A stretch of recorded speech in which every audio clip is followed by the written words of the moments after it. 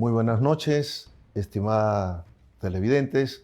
Este es Crimen Imperfecto, ya como ustedes saben, todos los sábados de 8 a 9 de la noche por CTV Perú, en el 20.4 de señal abierta y CTV Perú oficial en todas las plataformas digitales, también en Cusco, Juliaca y Puno, en el 23.1 de Impecable TV. Yo soy Lucho Francia, damos la bienvenida al doctor José Luis Sardón de Taboada, ex miembro del Tribunal Constitucional. En esta oportunidad, nuestro gran amigo Lucho Pacheco no se encuentra presente, dado que ha tenido que acudir a una clínica local para un examen de rutina, que seguramente va a superar de manera óptima, y el próximo programa ya estaremos con él, con su presencia, para efectos de continuar con muchas denuncias que, como ustedes saben, es el estilo de nuestro programa. Bienvenido, doctor José Luis Sardón, a nuestro programa. Encantado. El caso Fujimori, la excarcelación del expresidente Fujimori, ha generado pues una serie de polémica en nuestra ciudadanía, que hay un sector de la población que apoya la decisión tomada por el TC, y hay otro sector, vamos a decirlo también, que se resiste a aceptar que el TC, en un acto de soberanía jurídica, haya decidido tomar esta decisión, ¿no? De excarcelar vía el tema del indulto humanitario. Para hacer una pequeña cronología del tema de este caso, para poner en contexto, la Corte Suprema, el 7 de abril del año 2009, condena al expresidente Fujimori por los delitos de asesinato, por delito de lesiones graves y secuestro agravado a Alberto Fujimori por 25 años de pena privativa de libertad. Luego solicitan un primer indulto en la época del expresidente Ollanta Humala, que fue rechazado, como ustedes ya conocen, para que finalmente en una segunda tentativa, en este caso sí, ya el 24 de diciembre del año 2017, el expresidente Pedro Pablo Kuczynski efectivamente otorga el indulto humanitario. Sin embargo, luego de algunos meses, el 3 de octubre del año 2018, ante las protestas de los familiares de las víctimas de la Cantuta y Barrios Altos, que recurrieron a la Corte Interamericana, y luego pasa esto a la Corte Suprema Nacional, el juez Núñez Julca revoca el indulto, la aplicación del indulto, alegando una afectación al derecho a las víctimas, ¿no? Entre otras razones, indica pues una vulneración en el procedimiento administrativo médico para efectivamente otorgarle en ese entonces el indulto humanitario. Pero adicionalmente incorpora un elemento sustancial que ha sido gravitante para efectos de la toma de decisión, es decir, de que estos delitos, ¿no?, los crímenes de la Cantuta y Barrios Altos, constituirían para el derecho penal internacional, ¿no?, crímenes de lesa humanidad. Posteriormente, esta decisión, que fue impugnada, la Sala de la Corte Suprema lo confirmó el 23 de enero del año 2019, o el 13 de febrero del 2019, confirma esta decisión, y a partir de ahí viene el tema del habeas corpus. El 17 de abril del año 2020, ¿no?, la defensa de Alberto Fujimori interpone el recurso de habeas corpus solicitando la nulidad de esa resolución que había anulado el indulto. Y a partir de ahí ya viene efectivamente el fallo del Tribunal Constitucional del 17 de marzo del 2022. Luego tenemos también el fallo último del 21 de noviembre de 2023 y, como ustedes ya conocen, la decisión definitiva del Tribunal Constitucional que ordena la excarcelación. Hay algunos puntos en esta breve cronología, muy rápida y sucinta, que es importante aclarar. Un primer aspecto, nuestro invitado, que ha sido magistrado a la vez del Tribunal Constitucional, es esta referencia a crimen de lesa humanidad. Decíamos nosotros que recordando el fallo de la Corte Suprema que anula el indulto humanitario que otorgó Pedro Pablo Kuczynski, es que se hace referencia a que estos hechos, en un contexto, digamos, actual, en ese entonces, constituirían para el derecho penal internacional crímenes de lesa humanidad. A pesar que el magistrado San Martín, César San Martín, y también el abogado de la defensa, uno de los abogados, que es el señor Gamarra, había sostenido de que ellos no fueron, mejor dicho, Fujimori no fue condenado por delitos de lesa humanidad. Su opinión, señor magistrado o ex magistrado José Luis Sardón. Bueno, ese es un tema muy delicado para mí porque ocurre lo siguiente, ¿no? Cuando nosotros llegamos al Tribunal Constitucional en junio del año 2014, ya habían habido varios procesos de habeas corpus de Fujimori, no recuerdo el número, probablemente 3 o 4, que habían sido rechazados por improcedentes. No se había entrado al fondo. Cuando nosotros, en los 8 años que hemos estado nosotros hemos visto alrededor, o han llegado alrededor de 8 procesos de habeas corpus, calcularía a ojo de buen cubero, ¿no? Y de esos 8, nosotros entramos a resolver el fondo en 3, ¿ya? Este último, que ha sido la base de la liberación de Fujimori, es el tercero. Pero hubo antes otros 2 muy importantes, creo yo. El primero fue el 10 de mayo del año 2016, nuestra sentencia, ¿no? Y allí se discutió 2 puntos. Uno de ellos, el primero, era que Fujimori, o el abogado de Fujimori, alegaba que había sido condenado por delito de lesa humanidad cuando no había sido extraditado por delito de lesa humanidad. Entonces, lo que estaba pidiendo es que se le volviera a juzgar.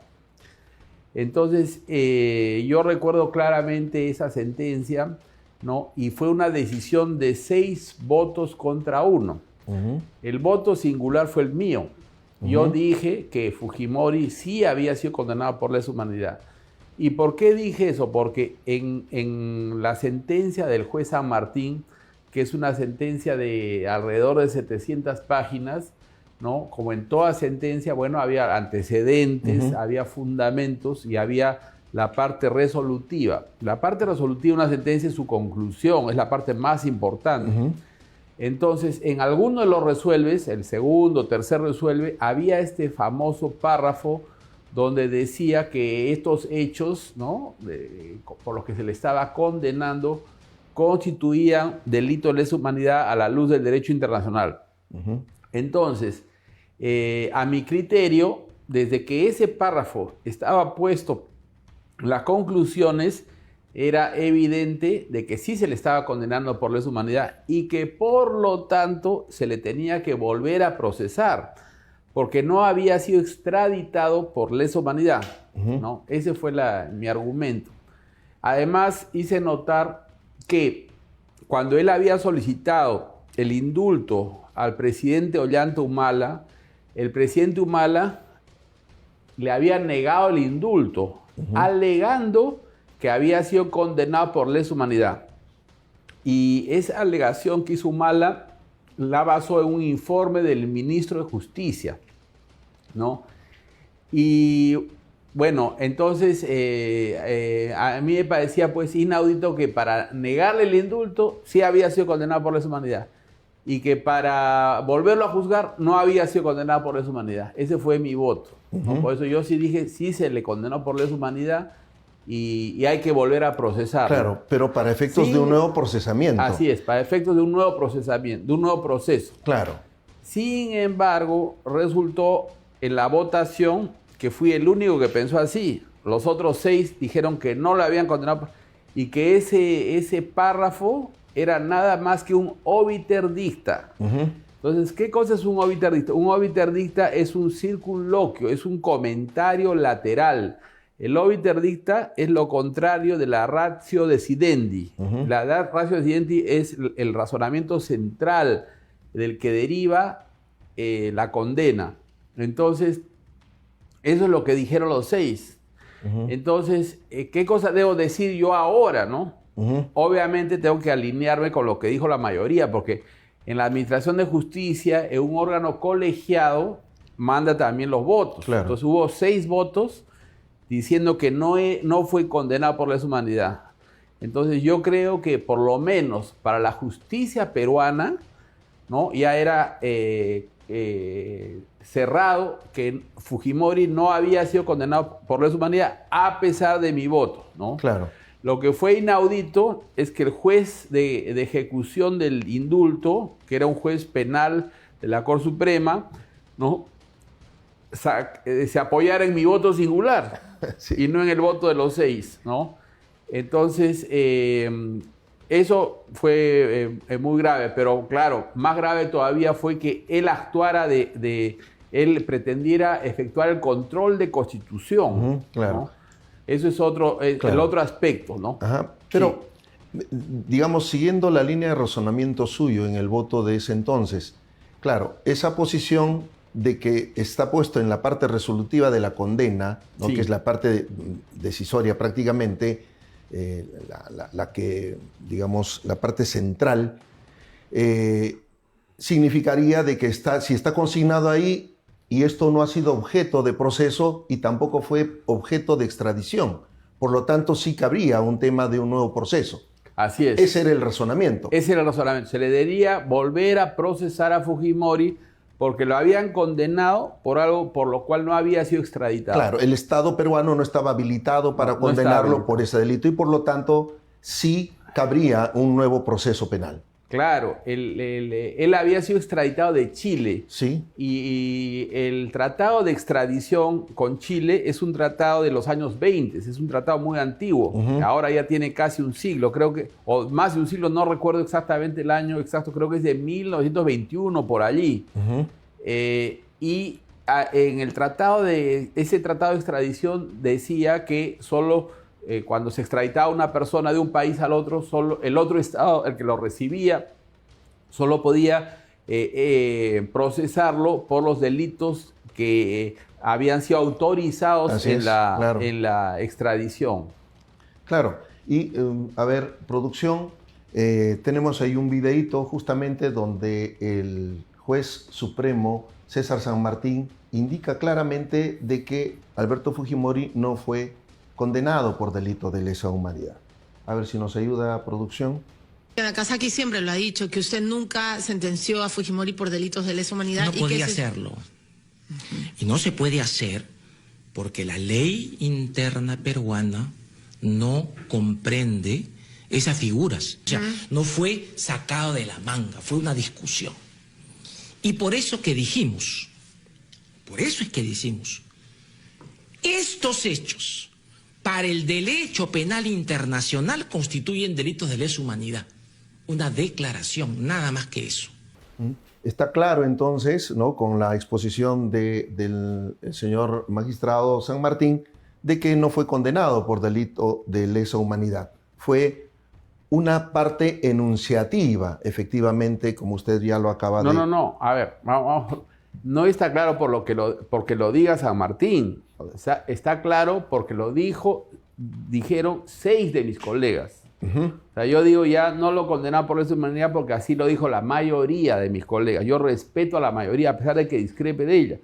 Pero yo creo que, o sea, en mi corazón yo sigo pensando que lo condenaron por lesa humanidad y sí me sorprende, ¿no?, que el juez San Martín, siendo un juez de tanta trayectoria, haya cometido ese desliz de colocar un comentario, ¿no? Es inaudito colocar un comentario en la parte resolutiva. Eso es algo, yo no creo que haya sido una casualidad. Cuando no existe fundamentación, ¿no? Cuando no existe, digamos, el razonamiento para consignarlo ahí como una decisión de lo que se toma a partir de los fundamentos. No, en los fundamentos había ciertas referencias al tema de lesa humanidad, había ciertas referencias, pero eran ligeras, evidentemente, eran de pasadita. Pero el problema era de tipificación.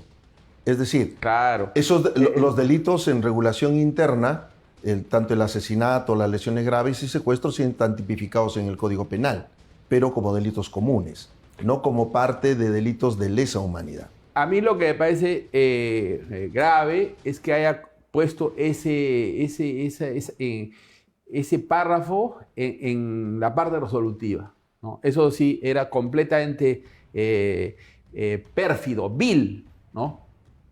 Porque ahí es que él creó la confusión. Claro. Que en la parte considerativa haya hecho un comentario, yo entiendo, pero no en la parte resolutiva. Claro. Hay un segundo aspecto que nos interesa, sobre todo aclarar a toda nuestra teleaudiencia, es el tema de la supervisión en cuanto al cumplimiento de la sentencia. Porque a partir de las decisiones del Tribunal Constitucional, la Corte Interamericana siempre le ha estado pidiendo cuentas al Estado peruano, a decirle, a ver, quiero ver si estás cumpliendo o no las sentencias. Este tema de la supervisión, si bien es cierto, es una creación interpretativa de los magistrados de la Corte Interamericana, ¿hasta qué punto eso es legal en la medida de las decisiones tomadas por la Corte, por los miembros de la Corte, y hasta qué punto es vinculante para el Estado peruano? Claro, en realidad la pregunta no es tanto hasta qué punto es legal, sino hasta qué punto es convencional, ¿no? Hasta qué punto tiene sustento en la Convención Americana de Derechos Humanos. Yo creo que no tiene sustento. Eso es una extralimitación de la Corte. La Corte creó esta etapa de supervisión de ejecución de sentencias mediante una reforma de su reglamento, que si mal no recuerdo es del año 2009. Y esa reforma fue discutida en el Consejo Permanente de la OEA. Entiendo yo que hubo una oposición enérgica del Perú unos años antes, ¿no?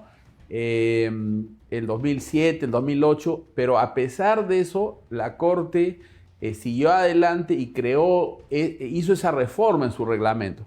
Pero en mi criterio, al hacer esa reforma, se salió de la convención. La convención no autoriza. La convención sí se refiere al no cumplimiento, pero lo que dice la convención es que la Corte tiene que reportarle a la Asamblea General de la OEA, nada más. Claro. ¿No? Lo grave de la etapa de supervisión de cumplimiento de la Corte es que es un eufemismo para imponernos el gobierno de los jueces, ¿no?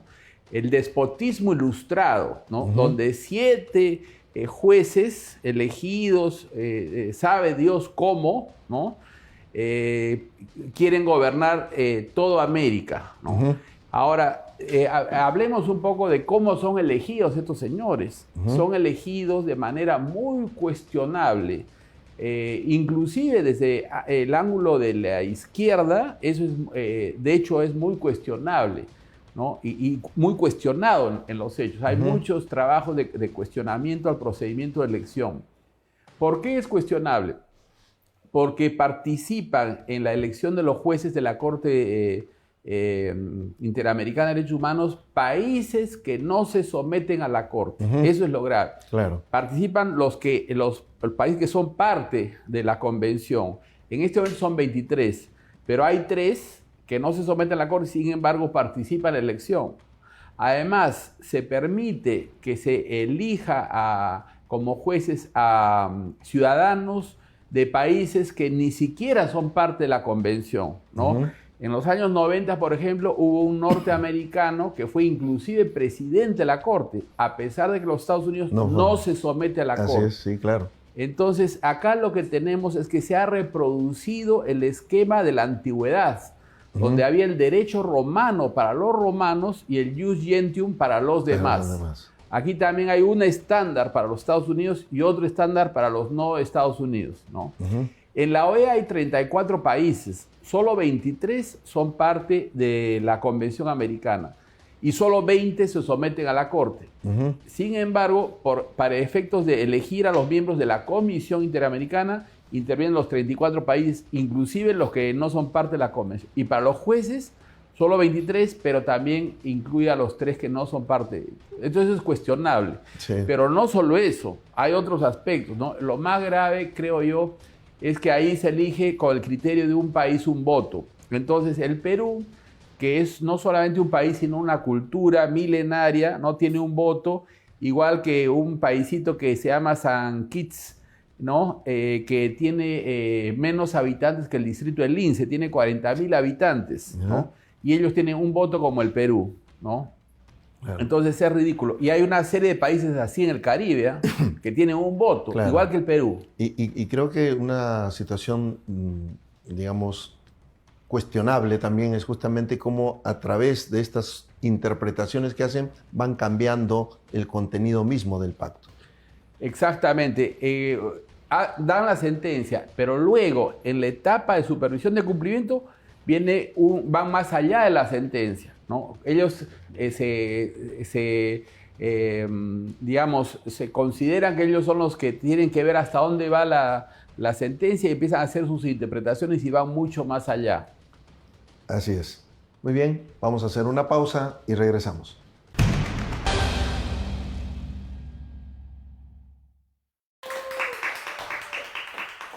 Seguimos con nuestro invitado, el doctor José Luis Sardón, ex magistrado del Tribunal Constitucional. Y justamente, dada su condición de ex magistrado, doctor Sardón, hay unas, digamos, todavía ciertas confusiones respecto del número de firmantes de esta última decisión del Tribunal Constitucional. Se ha escuchado decir como que solamente existen 3 firmas para efectos de esta decisión tomada. Debió haber sido el Pleno del Tribunal el que suscriba esa resolución. Es más, hemos escuchado en la semana que acaba de concluir que hay 2 magistrados que han dicho, a mí ni siquiera me han notificado, yo no sabía nada de eso. ¿Qué tan cierto es eso de que solamente son 3 y si esto efectivamente puede hacer una resolución? La resolución está muy bien hecha, ¿no? Porque esta última resolución, ¿no?, que ha ordenado la ejecución de nuestra sentencia, efectivamente tiene 3 firmas, ¿no? Y está acompañada de esas 3 firmas por un voto singular del magistrado Domínguez. Ahora, ¿por qué solamente han intervenido 4? Pero la resolución la han hecho 3, que es mayoría respecto de 1, por supuesto. 3, la opinión de 3 pesa más que 1 en una democracia, ¿no? Ahora, ¿por qué solo han intervenido los 4? Porque los otros 2, o sea que fueron Ochoa y Monteagudo, hicieron votos singulares respecto a la anterior decisión, de la anterior resolución. La resolución que declaró improcedentes los pedidos de aclaración de nuestra sentencia. La de ¿ya? noviembre. La de noviembre, exactamente. Entonces, todo incidente que genere una resolución debe ser resuelto por quienes intervinieron en esa resolución. Como en la resolución de noviembre intervinieron 4 votos, solo estos 4 tenían que intervenir ahora. No tenían nada que hacer los otros 2, ¿no? Eso siempre ha sido así. Es verdad que ha habido una excepción, pero fue una excepción también que fue con mi voto en contra. Yo le cuento. En el caso del Frontón, ya cuando el tribunal, el que yo he participado, sacó una resolución, un auto, ¿no? Un auto donde declaró fundado de manera pues inaudita, el pedido de subsanación de error material, le llamó así, sobre el voto del magistrado Vergara, y en realidad cambió el voto de Vergara. Eso lo hicieron 4, ¿no? Y votamos en contra 3, incluyendo al presidente de ese entonces, que era Urbiola, que había sido presidente en el momento que se emitió que Vergara emitió su voto. Bueno, pero la cuestión es que sobre sobre ese auto vino un pedido de nulidad de los marinos, que eran los afectados. Claro. Y los 4 resolvieron el pedido de nulidad muy rápidamente, ¿no? Que era lo que correspondía, claro, que ellos 4 resolvieran. Pero después vino un segundo pedido sui generis. Otro incidente. Otro incidente sobre ese auto que declaró la improcedencia de la nulidad. ¿Y cuál era el segundo pedido? Era un pedido de que participáramos los 7. ¿Ya? Participáramos los 7 magistrados que pedían los marinos. Entonces, eso no correspondía, ¿no? Y eso se votó y por supuesto yo dije no corresponde, ¿no? Entonces, ustedes los 4 tienen nomás que decir eso, ¿no? Pero empezaron a pasar los meses, no resolvían, y no resolvían, y no resolvían. Y de repente, recuerdo que el magistrado Ramos llevó a debate el asunto y quiso imponernos que participáramos los 7, ¿no? Y llevaron a la votación, yo voté en contra, por supuesto, claro. Pero con 5 votos decidieron que participáramos todos. ¿Se dan cuenta? Entonces pasó un tiempo y terminé yo participando, ¿ya? Porque la mayoría lo había dicho. Cuando uno integra un colegiado, tiene que hacer las decisiones de la mayoría. Claro. ¿Se da cuenta? Yo me sometí a la mayoría e intervine. Claro, pero en ese caso que usted comenta, digamos, el colegiado acuerda de que todos intervengan. Exacto. El colegiado con mi voto en contra, dicho el caso. Claro. Con mi voto en contra, acordó que todos participáramos, ¿no? Y tuve que participar. Pero eso es algo excepcional, absolutamente, y espero que no se repita. Porque la regla es que quienes participan en el incidente que pueda derivarse de una resolución son solamente los magistrados que han emitido la resolución, por supuesto, ¿no? Yo no entiendo por qué los otros magistrados que no participaron en el auto de improcedencia de noviembre ahora están como dando a entender pues, que están incómodos con que no se les haya comunicado, no había nada que comunicarles. Claro. Nada. Porque era un incidente donde ellos no intervenían. Ellos habían votado en contra de esa resolución. ¿Qué tenían que hacer ellos? Claro. Y bueno, ya luego se ejecutó la sentencia, ya Fujimori ha sido excarcelado, ya está con su familia. ¿Qué es lo que viene, doctor Sardón? Seguramente los abogados de las víctimas van a recurrir nuevamente a la Corte Interamericana para efectos de que busquen anular este fallo del Tribunal Constitucional. ¿Es posible todavía, a partir de esta supervisión de ejecución de sentencias, de que la Corte insista en un tema equivalente al que ocurrió hace mucho tiempo, donde la Corte Suprema termine finalmente anulando? ¿Podrá verse ese nuevo escenario tal vez? A lo mejor se repite ese escenario. ¿Cuál es su opinión, su apreciación? Mi opinión es que no debe repetirse. De ninguna manera no podemos permitir ni tolerar que se repita, ¿no? Esta ha sido una decisión tomada por el Tribunal Constitucional, de acuerdo a la Constitución y a las leyes del Perú, y de acuerdo también a los compromisos que asumió el Perú. El Perú firmó la Convención Americana de Derechos Humanos. Ahora, es verdad que después, no solamente en este caso, sino en muchos otros, la Corte ha ido más allá de la Convención, ¿no? Y eso ha sido así por razones que yo creo que eran previsibles, ¿no? Era porque las reglas de estructuración del sistema eran malas, ¿no? Es inaudito que se permita que países que no se someten a la Corte estén ahí participando en la elección de la comisión o incluso de los jueces, ¿no? Eso está muy mal. También no puede ser el criterio un hombre. Yo diría lo siguiente, no hay en el topus uranus platónico unas reglas ideales para un sistema internacional de justicia. Pero lo que sí tenemos es la experiencia comparada. O sea, nosotros debemos estudiar cómo se conforma el sistema europeo de derechos humanos, ¿no? Y, por ejemplo, ¿qué ocurre en Europa? ¿No? Yo conozco, no diré a fondo, pero sí conozco algo del sistema europeo de derechos humanos, porque fui representante del Perú ante la Comisión de Venecia, que es parte de ese sistema, aunque es un órgano menor, porque es un órgano que da opiniones, no resuelve. El órgano principal de ese sistema es la Corte Europea de Derechos Humanos. Entonces, en primer lugar, en Europa, todos los países que son miembros del Consejo de Europa tienen que someterse a la Corte Europea de Derechos Humanos. No puedes estar y no estar. Es inaudito en la OEA que haya miembros de la OEA que no se someten. Y entre los que no se someten están los dos países que tienen las economías más grandes y poderosas del hemisferio de lejos, que son los Estados Unidos y Canadá. Si los Estados Unidos no confía en el sistema, no debe financiarlo. Así es. No debe financiarlo. Canadá no debe financiar tampoco. Pero si financian, deben someterse. O sea, ahí hay una posición extraña de los Estados Unidos y del Canadá, ¿no?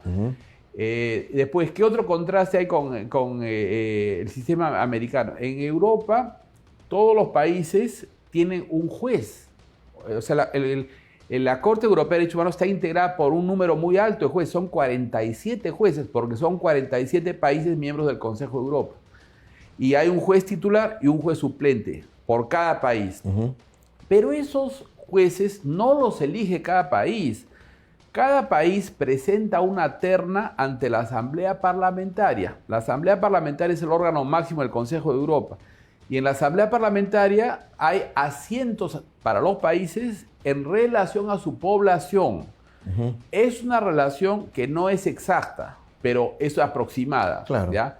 Por ejemplo, Luxemburgo tiene un solo asiento, Alemania creo que tiene 8 asientos, algo así, ¿no? Claro. Entonces, hay países que hay categorías de países, ¿no? Los muy grandes, los medianos, los pequeños. Proporcional a la población. Así es, claro. proporcional a la población. Entonces, sí se considera ese factor.